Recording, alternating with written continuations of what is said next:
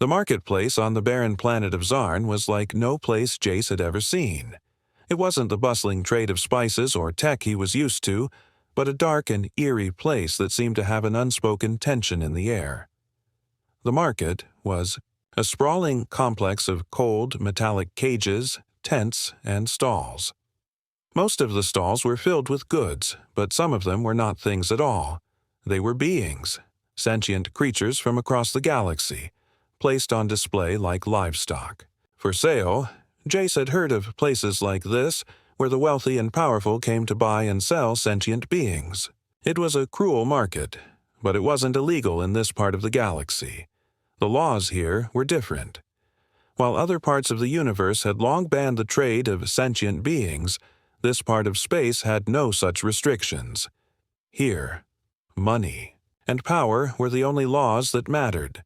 Jace, though, wasn't here to shop for the usual merchandise. His mission was simple but dangerous. He had been hired to gather intel about the trade of alien species in this part of the galaxy. The client who had hired him was an anonymous figure, someone who needed to know about the black market dealing of sentient life forms for reasons that were unclear. But as Jace walked deeper into the market, his focus shifted. His eyes caught sight of something he hadn't expected. In a cage near the far side of the market was a young female alien. She stood with her head slightly lowered, as if hiding her face from the world, her long, silver hair cascading down her back like a waterfall of light. She was unlike any species Jace had ever seen. Her skin was a brilliant, almost glowing green, with intricate, swirling patterns of silver and black along her arms and face. Her eyes, when they briefly met his, were full of something Jace couldn't quite place. Perhaps sadness, perhaps resignation, or maybe even hope. Jace stopped dead in his tracks. He couldn't explain why, but there was something about her that drew him in. He had seen slaves in markets before, but this one was different. The sadness in her eyes seemed too heavy for her young age. The markings on her skin, the shape of her face, everything about her told a story that he suddenly felt compelled to learn.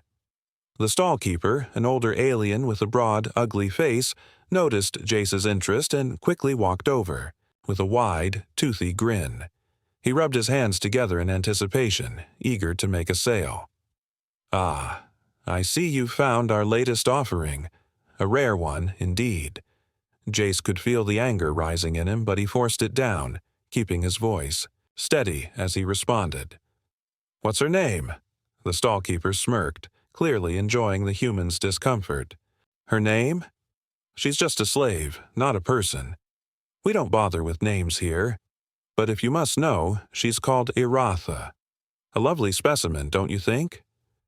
Jace glanced at the woman again. She wasn't looking at him now.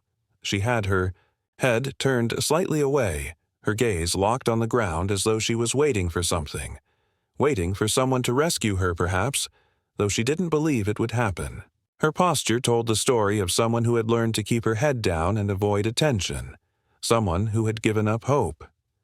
The stallkeeper continued.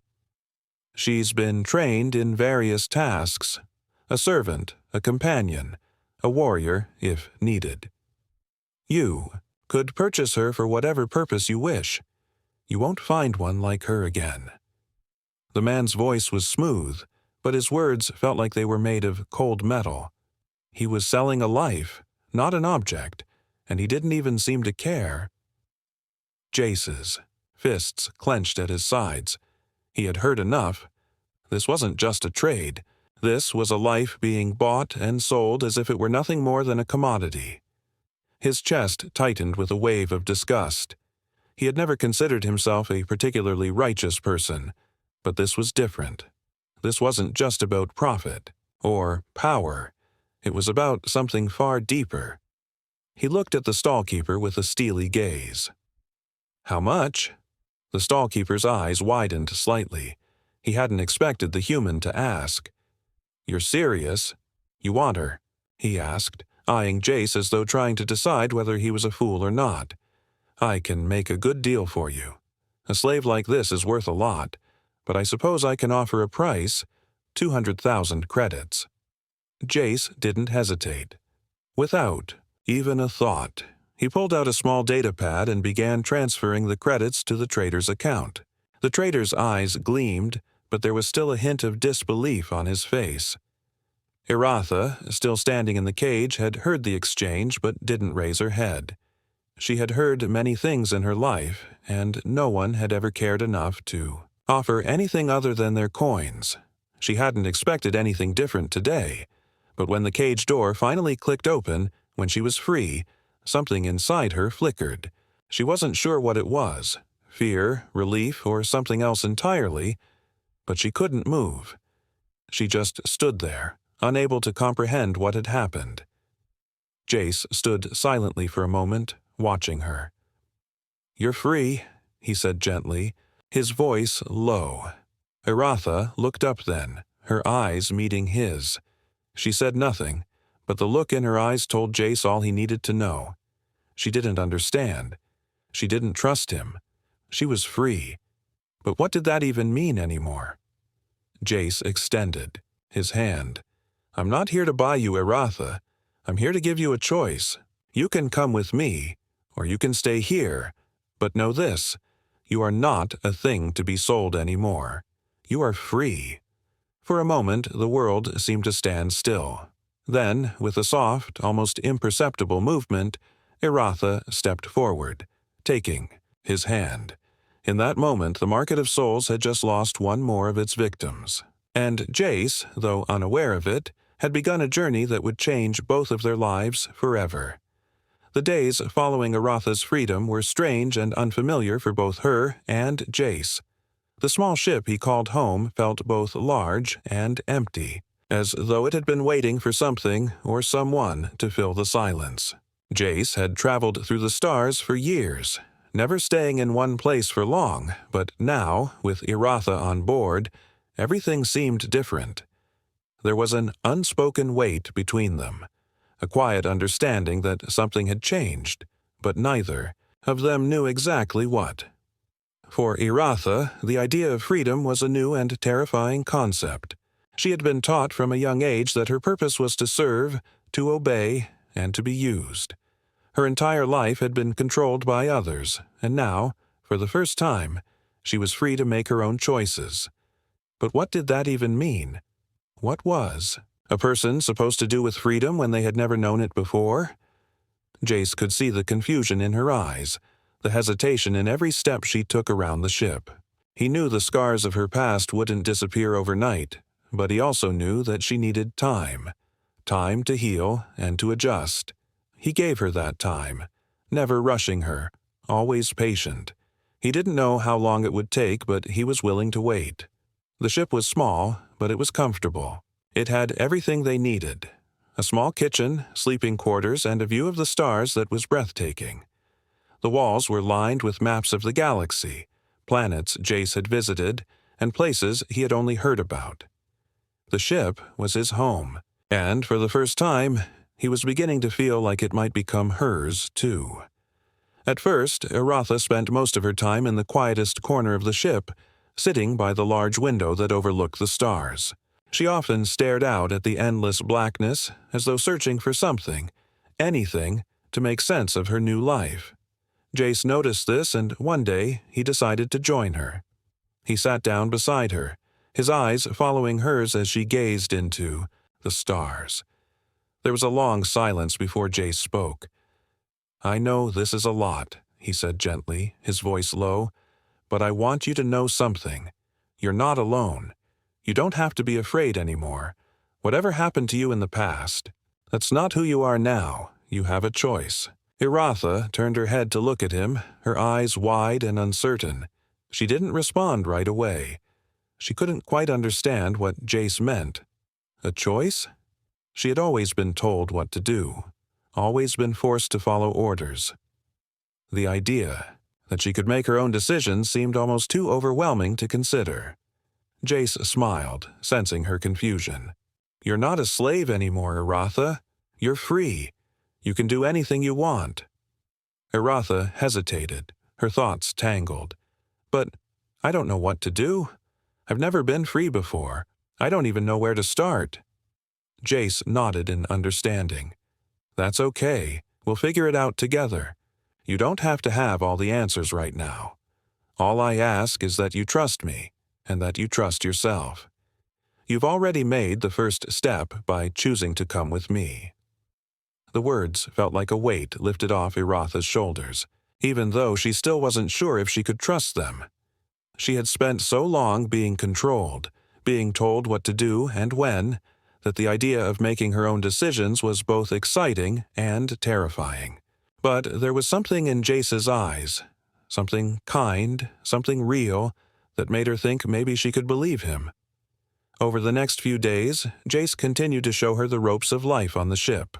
He taught her how to cook simple meals, how to navigate the ship's controls, and how to care for the various plants he kept in the small greenhouse. Slowly, Iratha began to open up, learning the little things that made up daily life. Still, there were moments when her past haunted her. Jenna had just wrapped up a long, exhausting week at work and was looking forward to her Friday night date. It was nothing serious, just a casual dinner with someone she had met online. She had no big expectations. The plan was simple. Meet, eat, and chat. It was supposed to be a nice way to unwind after a busy week. The date was nothing special, and Jenna didn't expect it to turn into anything more. She arrived at the restaurant early, sitting by the window and scanning the crowd for any sign of the guy she had been chatting with for the past few days. His name was Max, and from their online messages, he seemed like an easygoing, funny guy, not too serious, but definitely someone she could have a good time with. Minutes passed, and she began to wonder if he was running late. Maybe he had changed his mind.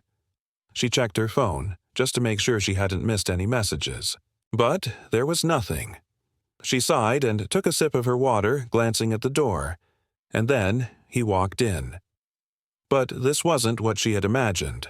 The man who entered the restaurant wasn't Max, or at least he didn't look anything like the person she had expected. He was tall, way taller than most men Jenna knew. He stood at least 6'4", maybe more. His skin was an unusual shade of pale, almost like porcelain, and his hair was white, shiny like polished silver. His eyes were the most unusual part. They shimmered with a soft glow, like stars in the night sky. Jenna blinked and rubbed her eyes, sure that her exhaustion was playing tricks on her. She quickly stood up, thinking maybe he had just walked past and she was seeing things. But no, he was walking directly toward her, his footsteps steady and confident. He had a calm, almost otherworldly presence, and he was staring straight at her. "Jenna?" he asked, his voice deep but gentle. Jenna's heart skipped a beat. She looked around to make sure no one else was standing in front of her. The man seemed almost too perfect. There was something off about him, something she couldn't quite put her finger on. Yes?" she replied cautiously, trying to smile, though her mind was racing. "I'm Karn," he said, his voice soft but clear. "It's a pleasure to meet you." Jenna was confused. Karn? That wasn't his name. This was some kind of joke, right? Maybe Max had pulled a prank on her. She laughed awkwardly, glancing at the empty chair across from her. She motioned for him to sit. "So, where's Max?" Jenna asked, still unsure whether to believe her eyes. Karn looked puzzled for a moment, his brows furrowing. "Max? I thought we were meeting tonight. Is that not what we agreed on?" Jenna's confusion deepened. "Wait, are you saying you're Max?" He shook his head slowly, his gaze steady on her. "I'm not Max, but I am the one you agreed to meet. You didn't think it was a joke, did you?" The words felt like a riddle. Jenna didn't know whether to laugh or run out of the restaurant. She tried to laugh it off, but something in the back of her mind told her this was no ordinary date. She had never met anyone who looked like him. No human, at least. His features were too perfect, too strange. It was as though he wasn't quite from her world. Karn sat down across from her, his eyes never leaving hers. He smiled softly, though. It seemed almost distant. "I understand you must be confused, but I assure you there is no mistake." Jenna was still trying to process this odd turn of events. She took a deep breath and tried to play it cool. Okay, look, I don't know what this is all about, but if you're not Max, then why are you here? Karn seemed to consider her words carefully. I was chosen to meet you. There's something important I need to tell you, Jenna. It's not about a casual date, it's about something much larger than that. Jenna's heart raced. She wasn't sure what to think. Was this some kind of weird pickup line? A prank that had gone too far? But before she could speak, Karn continued, his voice even more serious. I'm not from Earth, Jenna. I'm not human. I come from a distant world. My people have been watching your planet for many years, and I was chosen to form a bond with you. Jenna stared at him, trying to make sense of his words. This wasn't the kind of date she had imagined.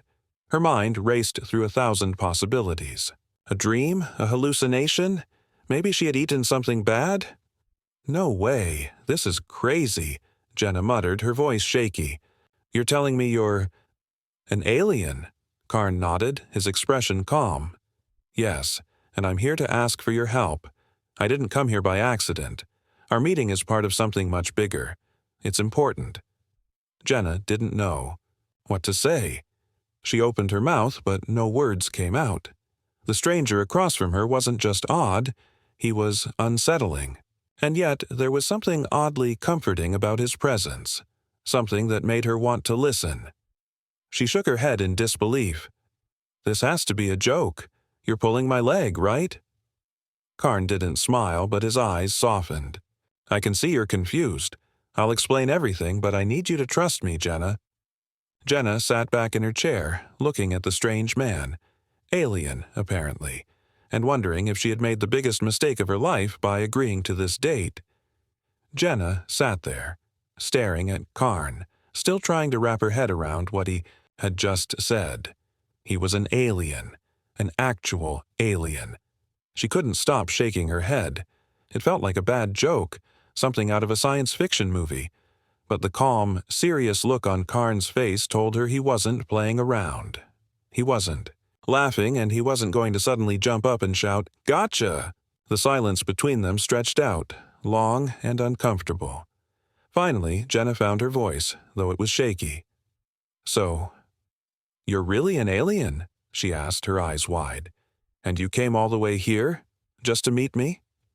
Karn nodded, his eyes still locked on hers.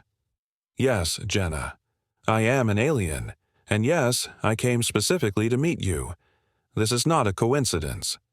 Jenna stared at him, still in disbelief. She wasn't sure whether she should laugh or run, but there was something about Karn, something in the way he spoke, in his calm demeanor, that made her believe he wasn't lying. But how could that be? She was just a regular woman, living in a regular city. There was no way she could be involved in something so extraordinary. This is insane, Jenna said, shaking her head.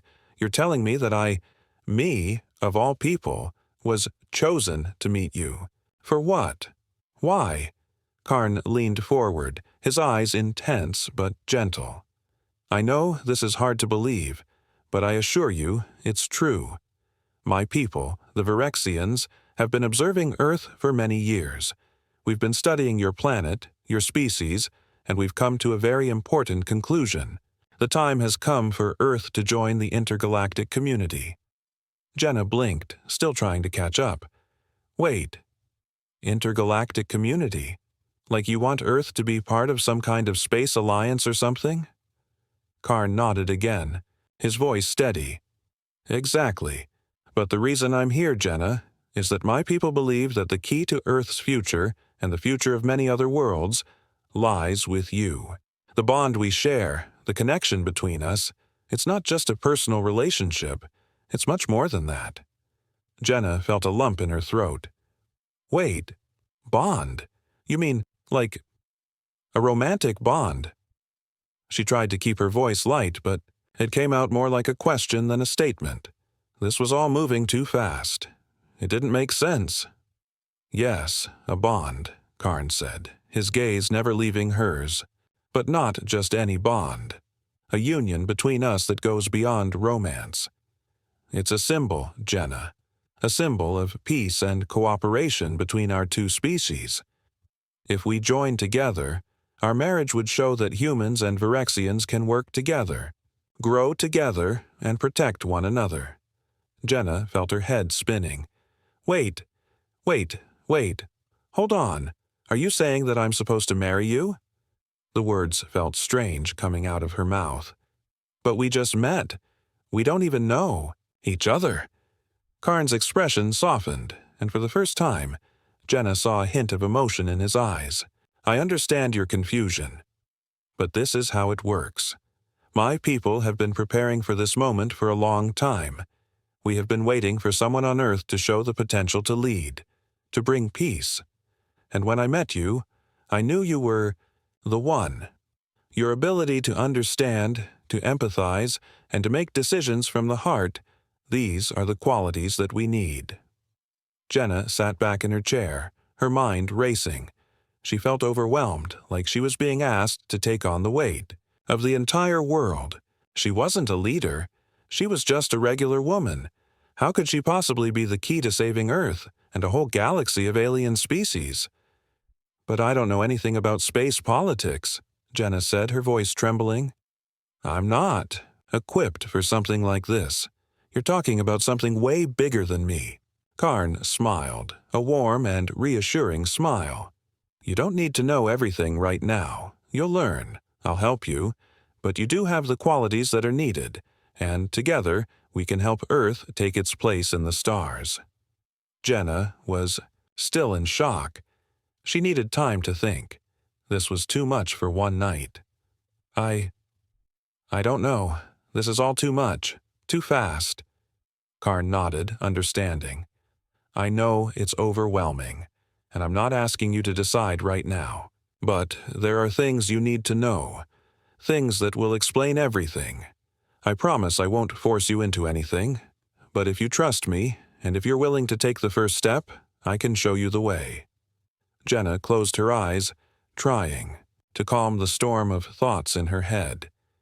Could this really be happening? Could she be part of something this big? Something beyond her wildest dreams? She opened her eyes and looked at Karn again, his gaze. Standing there was one of Karn's closest allies, a Virexian named Lyra. She was a tall, graceful woman, her skin a deep shade of violet, with dark, piercing eyes. Jenna had met her a few times, but they had never been close. Jenna, we need to talk, Lyra said in a hurried tone, her voice urgent. It's about Karn. Jenna's eyes widened. What about him? Is he okay? Lyra glanced around, making sure no one was listening. There are things you don't know. Karn, he's been working with a faction of the Council. He's not just your ally. He's been part of a group that's been pushing for Earth's inclusion in the Galactic Alliance, but at a price. There are some members of the Council who see Earth as a bargaining chip, something to be used for political advantage. Jenna's mind raced. What are you saying? Karn's been working against us? Lyra hesitated. Not against you, but against what you might think. There's a lot going on that you don't understand, Jenna. Karn is loyal to Earth, but he's also part of something bigger. There's a faction in the Council that believes Earth's involvement is essential, but they're willing to manipulate the situation to get what they want. Jenna's head spun. She had trusted Karn, believed in him. She couldn't imagine that he would be part of something so underhanded. But why would he do that? Jenna asked, her voice shaking. Lyra sighed. Because he believes in Earth's potential. But there are forces at play that are bigger than him. He's trying to play both sides. And while he cares for you, Jenna, his loyalty is to his people first. Jenna felt like the ground was falling out from under her. Everything she thought she knew was starting to crumble. I don't know what to believe anymore, Jenna whispered. Lyra placed a hand on her shoulder. You have to make your own choices, Jenna. The Council will test you, but it's not just about what you say. It's about who you trust.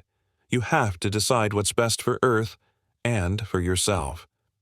As Lyra left, Jenna stood there, heart heavy with doubt. She had always believed in Karn, but now everything felt uncertain. The path ahead was no longer clear, and she didn't know who to trust. The council meeting was tomorrow, and Jenna had to face not just the questions of the council, but the hidden truths about the people she had come to rely on. The morning of the council meeting arrived far too quickly for Jenna. The night before, she had barely slept. Her mind was filled with doubts and questions. Could she trust Karn? Had he truly been working for Earth's best interests, or was he just another piece in a larger game of galactic politics? And what about the other factions? What if they were all lying to her, using her as a pawn? Standing in front of the mirror, Jenna adjusted the simple yet elegant outfit she had chosen for the meeting. It was nothing extravagant, just something that would help her feel confident. But the uncertainty gnawed at her, and she wondered if any outfit could make her feel ready for what was coming. Karn entered the room just as she was about to leave. His usual calm demeanor was there, but something in his eyes told her that he, too, was feeling the weight of the moment. "Are you ready?" he asked, his voice soft.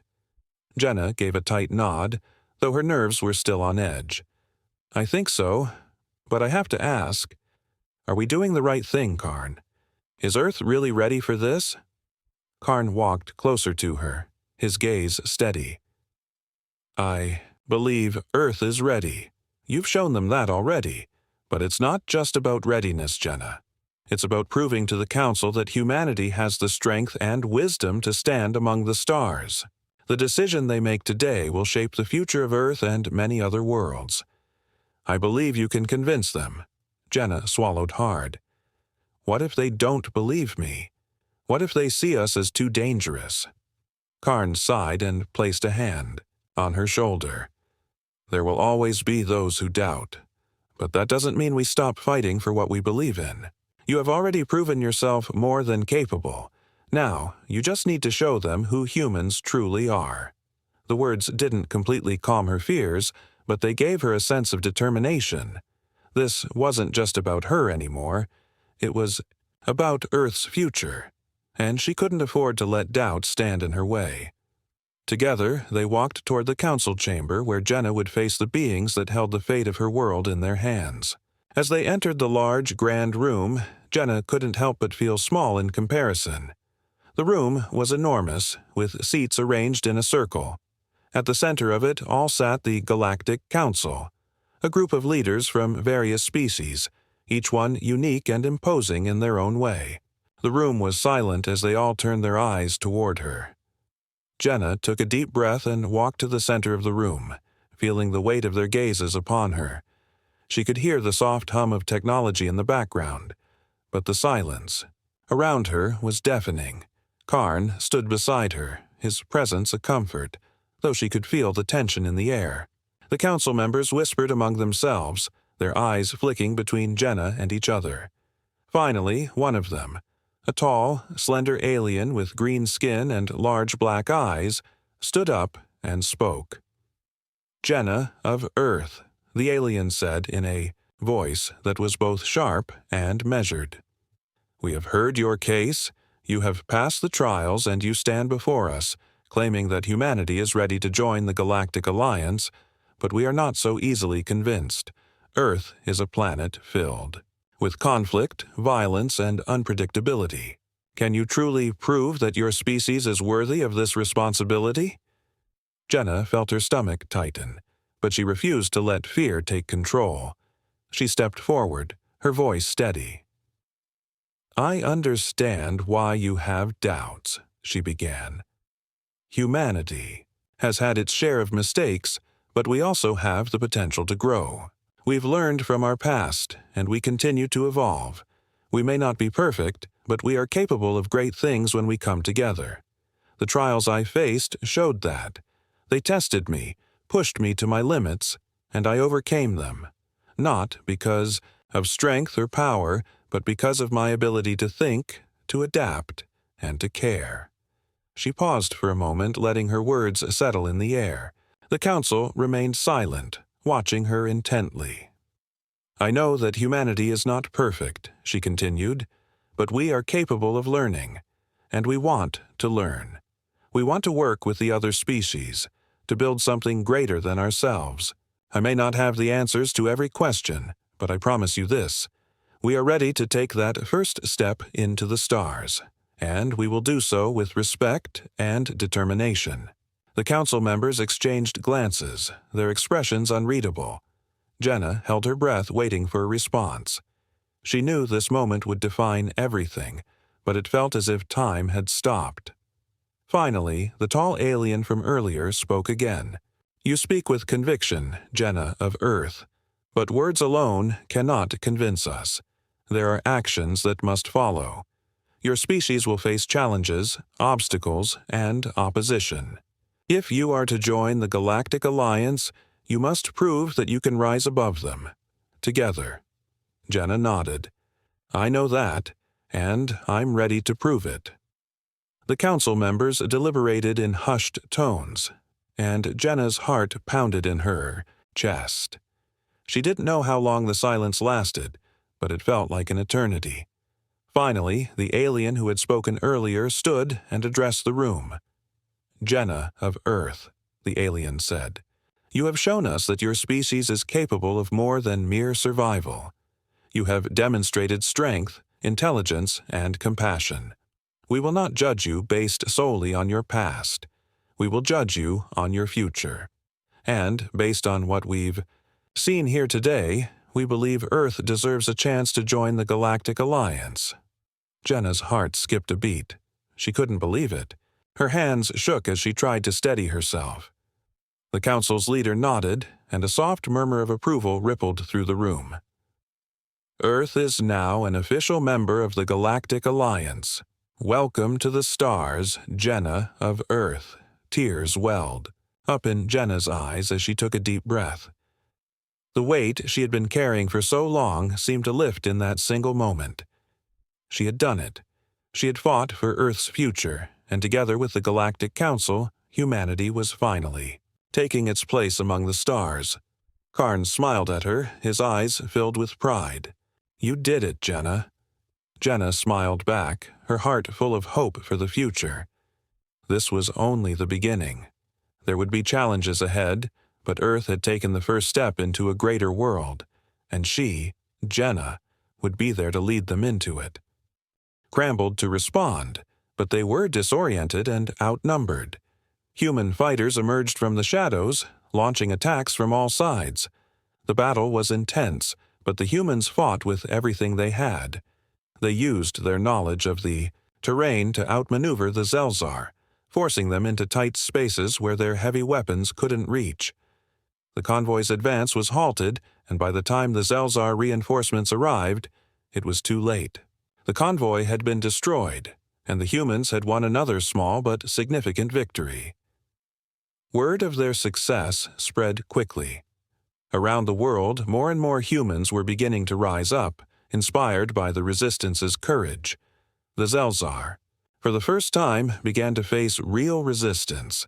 They had underestimated humanity, thinking they would fold in the face of such overwhelming power. But they were wrong. Humanity wasn't going to give up without a fight. And though the Zelzar were far from defeated, they could no longer ignore the spark of defiance that was growing stronger with each passing day. As the days passed, Earth's cities were slowly overtaken by the relentless advance of the Zelzar forces. Major landmarks fell to the invaders one by one. The once proud skyscrapers of New York were reduced to rubble, their shattered glass and twisted metal littering the streets. The Zelzar had no mercy. They wiped out entire cities, their overwhelming firepower leaving little for the humans to defend. But in the midst of all the destruction, something strange began to happen. Across the world, in the shadows of ruined buildings and forgotten alleyways, a quiet but steady resistance began to form. General John Carter, once a decorated officer in the United States Army, had seen the devastation firsthand. He had lost friends, family, and his beloved city to the alien invaders. At first, he felt helpless. He watched as his soldiers fell, outmatched by the superior alien technology, and as entire populations were driven into chaos. But Carter, like many others, refused to give in. Despite the overwhelming odds, Carter knew that humanity had one thing that the Zelzar did not understand: resilience. Humans had survived countless wars, natural disasters, and adversities throughout history. This, Carter believed, was their greatest weapon, and he wasn't about to let it be snuffed out by an alien empire that saw them as nothing more than an obstacle. In a small, hidden bunker beneath the remains of Washington, D.C., Carter gathered a group of survivors.